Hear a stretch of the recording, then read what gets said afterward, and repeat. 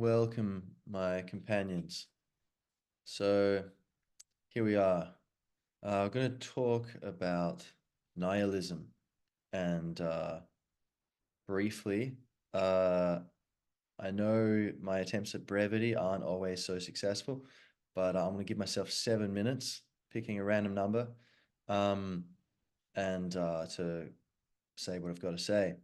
So basically, nihilism is the belief that nothing matters. There's no meaning in life, um, and so there's no good and bad or right and wrong. Um, and so here's the thing. So first up, I think uh, why I think nihilism, although it makes sense on superficially, it doesn't actually make sense if you think about it, a bit deeper.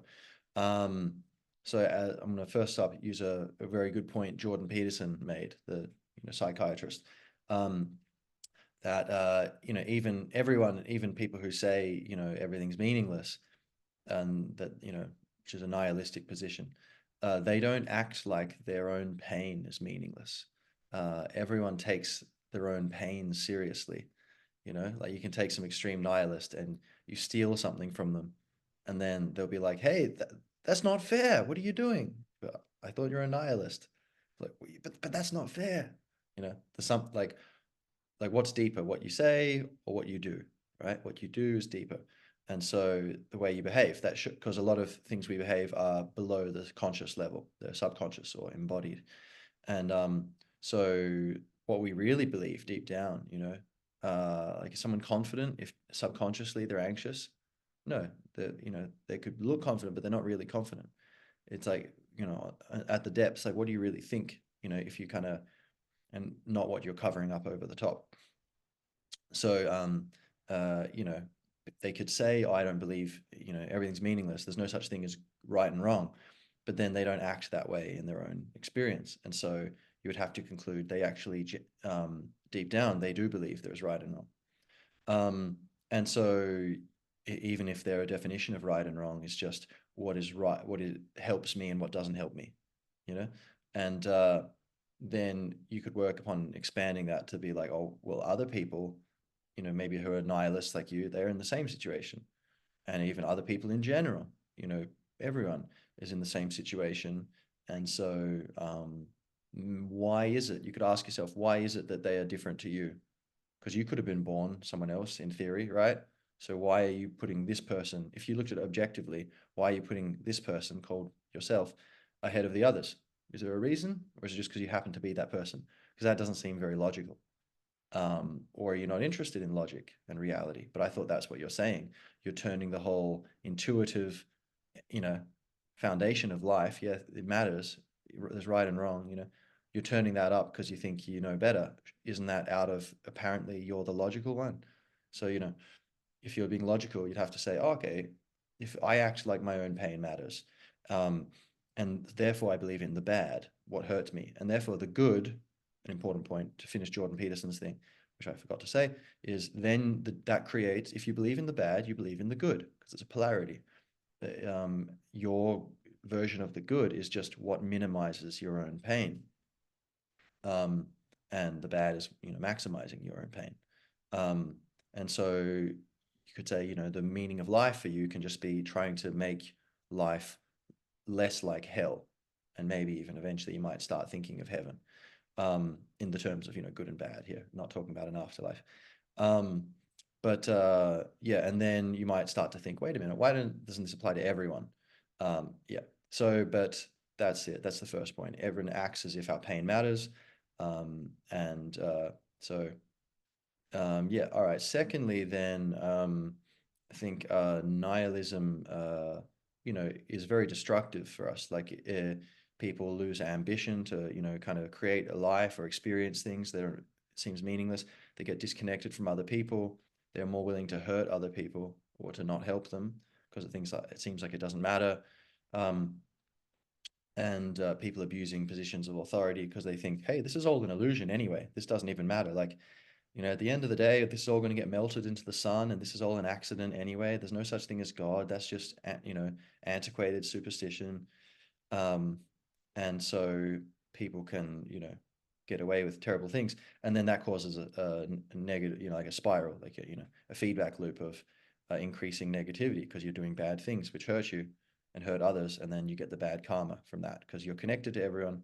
You're inevitable. What goes around comes around. You're gonna start feeling it, even if not by being punished by some cosmic law, just by like, yeah, if you treat people around you badly, they're not going to be happy around you, and then you're going to feel bad because there's all these people around you who don't feel good. Um, so yeah, nihilism causes these problems, disconnection from other people, the more willingness or capacity for evil or hurting people, um, less ambition to create a beautiful life, um, and yeah, kind of often now on the plus side, what does it bring? Well, temporarily it can kind of shield you from negative emotion because you say, oh, none of this matters. Oh, I'm in love with this girl and she doesn't like me. Well, that hurts. Uh, I don't want to deal with this emotion. Oh, this is an illusion. This isn't real. Haha, good. I win. I'm so smart. You know, and so, and that might work temporarily, but long term it doesn't work because you can't, deep down you don't believe it. And so you, every now and then it'll pop into your mind with a ferocity of like, oh, that thing I've been pushing away. No, no, no, I convinced myself it's not real. Oh, but what do I really think? Am I lying to myself? So it's like someone who doesn't pay their bills, it comes back with a vengeance. um, and then also not just that, but even in the short term, you you shield, cut yourself off from negative emotion. You're also cutting yourself off from positive emotion because you think, well, I could hang out with my friends, but what does it really matter? Love is an illusion. It's just a chemical in the head. None of it's real. So even your ability to connect with people and enjoy the good things, or even if you're a nihilistic, people will probably notice and they won't really want to be around you because you're unlikely to be a very fun person to play with, so to speak. Um, Cooperation and kind of I don't know, like vitality, the joie de vivre, right? The joy of life. Um, that's kind of attractive. So yeah, all right. So nihilism, A, people don't really, even people who profess to believe it, don't act as if they believe it. B, it's not good for you. So like, why are you doing this? It's not good for you. Now, things can be not good for us, or they might feel uncomfortable, but nonetheless, they're true. Like someone might be like, oh, I don't know, I'm a Leninist communist, I believe in overthrowing society and creating this dictatorship of, for everyone's own good. And you might be exposed to arguments that shows that doesn't make much sense. And that might make you uncomfortable. But the fact that you're uncomfortable doesn't mean it's not true. So nihilism in theory could be true and still, um, the illusion that, of meaning would be healthy for creatures. That's in theory possible. Um, but it's just given that, the first thing of like, well, we don't even act like it's true. It's very intuitively things matter, right? That's natural to think that. Children think that, we grow up thinking that, and then eventually some of us get to a point where they're like, oh, I think logically this is all a charade, it doesn't make sense. But even those people, they never stopped acting like their pain matters, and that, or therefore that their minimization of pain matters, like that the good matters to them. And so in light of that, it's very strange that people, it's almost like a self-flagellation thing, self-destructive masochism thing, or like enjoying pain, like to inflict that on you, to cut yourself off from meaning. Or maybe something in your head, maybe the psychic parasite known as the ego, or as what's his name, Don Miguel Ruiz from the Four Agreements, what he calls the parasite, what Eckhart Tolle from The Power of Now would call the ego or the unobserved mind. Many names for it, but basically, there's something in your head that likes suffering. It wants the mind, the thinker, And so you could say maybe some of these people, it's their mind, whether by a snowball effect of automatic processes or by like a conscious entity that's in your head. I don't know. It looks conscious a lot of the time, but I'm not sure if it really is. That it kind of hijacks the controls, and steers you in these self-destructive ways, because the energy of, reptilian emotion, fight, flight, freeze, like uh, anger, uh, fear, sadness, these kind of things. Um, that's its bread and butter. And if we become all too peaceful, then suddenly, oh, thinking stops, the gravy train's over. So anyway, that's a slightly deeper point. But um, so but yeah, so what if there seems like it doesn't quite make sense, then why would people do this? It's kind of strange. It's not like it's helping them or others. And another thing is the greatest crimes through history. Well, a lot of crimes have been done by people who are very ideologically believed in, devoted to one narrow definition of the good, and then people who have a different definition of the good, they kind of want to murder them and genocide them, or imprison them, or control them, propagandize them. But probably, like, say, communism, like, in, say, the Soviet Union and in communist China, under Mao, I think 60 million people were killed, or died, as a result of his actions in the communist state. That's the estimate. I think it might be, yeah, something like that. And then Soviet Union under Stalin, I think 30 million. And a lot of that very calculated, and just like, well, this is in the interests of you know our government, so okay.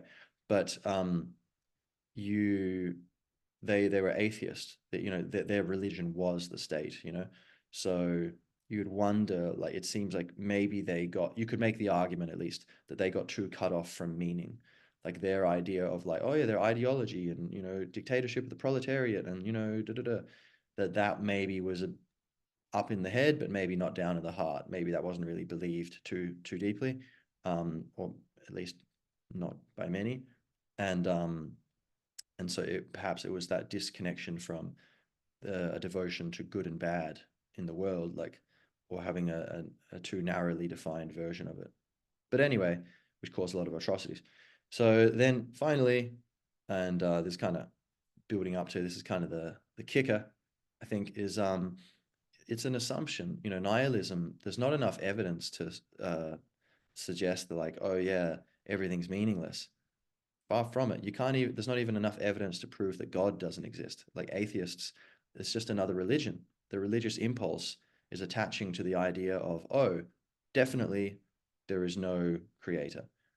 And it's like, but okay, have you died and come back to tell us, you know, maybe someone dies on the operating table and come back, but, like, look, okay, that's not the same. You didn't die proper, like, you came back. Yeah. So that's not necessarily going to be the same process, is it, as completely disappearing from your body?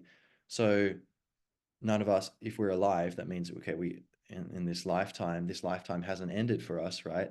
So and I'm presuming someone who says, everything's meaningless, uh, or there's no God or anything, they don't believe in reincarnation, I'm assuming. So um, like, no one's died, okay, let's say, and so how do you know there's no, maybe you die and then there's, like, oh, a bunch of orbs come, hey, how's it going? It's been about, what, 3,000 years, 4,000 years? Oh, hey, Glicknaglon, that's right. Oh my God, my memory's so good, I remember everything suddenly. Yeah, 3,000 years ago, we played Squandong in the Iligoksh teams of planet Hylericlon. Wow, what a blast. Um, you know, God only knows. But or maybe it's like, just you go, like, a Christian heaven or something, whatever, who knows. But it's like 50-50, you die and then there's nothing, or you die and then there's something. We don't have evidence. So it's 50-50, right? And now the atheist would be like, no, that's ridiculous. But then, the religious person goes, no, that's ridiculous. So, both of them don't have evidence. It's their faith. Agnostics, they're like, oh, well, I don't know. What does an ant know about humans? What do we know about the universe? Okay, I guess it's possible. I don't know. And then I would say, actually, you could make the argument, you can directly experience this through awakening, through, like, meditation, or just being in the moment properly, or maybe psychedelic uh, compounds. You can come in contact with what someone said, the sober certainty of waking bliss. Like you just know, oh, wow, we are the universe, and therefore we have nowhere to go, and we've come from nowhere. We are the eternal. Um, and we don't understand it fully right now because we're in a human body, but we are like the tree that is experiencing itself as the little twig on the end of the branch. And that's it. So, you know, nihilist. So that's talking about God there, but like, it's kind of a connected argument. But then nihilism saying, oh, there's no such thing as good and bad or meaning. Well, prove it. Okay, where's your evidence? Oh, well, the earth is going to get swallowed by the sun eventually, and everything's just genetics and it gets randomly programmed. We can see the sperm and the egg meet, and then it turns into this, and the whole thing is just conservation of energy, things just flowing on one thing to the next. And so, okay, well, that's your story, but there's many other stories which make at least as much cohesive sense of the evidence. For example, okay, exact same thing as you, but let's say the Big Bang didn't happen out of nowhere on a Tuesday for no reason, setting off all the chains of breaking the laws of conservation of energy and momentum, by the way, um, and getting a whole energy of universe out of nowhere. Um, at a certain point 14 billion years ago, not 20 billion years ago. Why? Oh, I don't know. It just felt like it. What did? Where did it happen? And what is the universe expanding into? What is this space it's apparently expanding to? There's all these things that don't quite make sense. And so you have to go like, okay, what if, life is eternal, the universe is conscious, and it's experiencing itself. And we are the universe. We're not in the universe. We are the universe. We're experiencing ourselves. This is definitely more than 7 minutes, but we're experiencing ourselves, through individual human lives. And you could say, yeah, when the sperm and the egg meet and all that, maybe a soul in some mechanism, but which we can't identify yet, we can't measure it, is coming in and incarnating into the body. And, you know, people could say like 500 years ago, oh, I believe there's a thing called radio waves all around us. They go through our bodies, they're everywhere. And if you wanted, we would be able to talk to each other through them. They'd be like, yeah, you're insane. Where's your evidence? But, well, we just can't measure it yet. We don't have the technology to measure it yet. And they'll be like, oh, yeah, likely story. Well, actually, in hindsight, we know they would be correct. Like, yeah, you were right. You can do that. You just didn't have the technology to measure it or utilize that yet. So how do we know there aren't other mechanisms which we are just oblivious to, which are complete, in the, visible light is like a tiny fraction of the electromagnetic spectrum. And, our best attempts at, mapping the universe through mathematics and physics tell us that there are countless, or many dimensions, not just the ones we see. And so, like it definitely seems possible that there are things that we are not aware of, or as someone called the fart principle. If we didn't have a nose, people could be farting and you'd have no idea. And it wouldn't be part of our world. We'd have no idea. But then because we have that sense, we're aware of this input. But unfortunately, or fortunately for some freaks, um, but so what else, what other senses are we missing, and therefore streams of sensory input, which we are just oblivious to? Um, so when you think about, the case for nihilism, it's like, well, yeah, maybe the sun swallows the earth, but, it's all recorded in the Akashic records, and other planets and stars are being born, and, there's a constant cycle of birth and rebirth, and we're all the one consciousness, eternally exploring and experiencing in love. You there's not enough evidence for either one to say, oh, we're certain, or maybe there is. Like if you wake up enough through your personal consciousness, you could probably, I think, get some certainty on the second one. But for most people, or say me right now, where I am, and like, oh, okay, both of them, more or less, you could say, have equal evidence. And so why are we leaning towards nihilism, And a lot of people would say, oh yeah, no, yeah, I believe in good and bad. Yeah, I'm not a nihilist, no. But oh yeah, so do you believe love is just a chemical in your head? Oh yeah, yeah, yeah. It's like just, mammal behavior, right? Like the group, to stay in the group, that's evolution, right? But yeah, no, there's no like, love's not like a real energy or something. It's just humans believe it. If humans weren't here, there would be no love in the universe. Right? It's like, well, that's nihilism, man. You don't believe in like good and bad, you know? Like, so I think, I would invite you to think, are there any nihilistic tendencies in me? And does it make much sense? And was that 7 minutes? I doubt it. All right. Enjoy. Oh, wait, music. A little bit of music. I'm not a nihilist now.